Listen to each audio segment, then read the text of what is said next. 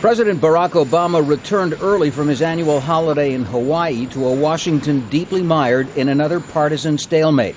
But over at the Capitol, the lower house of Congress remains dark, with just 5 days left to avert the so-called fiscal cliff.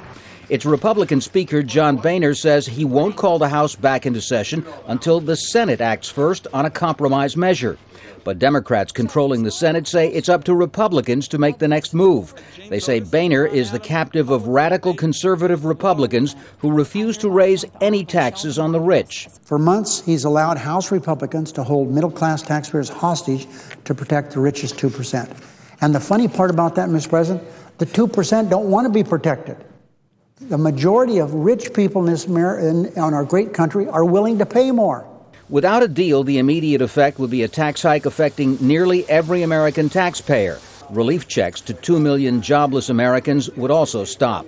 But later in 2013, big spending cuts would ripple through the economy, possibly triggering another U.S. recession. Major purchases, not going to do them. Things that really you don't need, you're not going to get.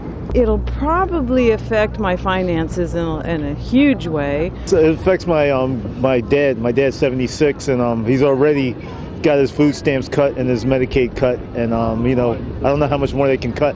A new opinion poll finds that half of all Americans now expect no deal by New Year's Day. And by a margin of 2 to 1, they hold the Republicans more at fault than Obama and his fellow Democrats.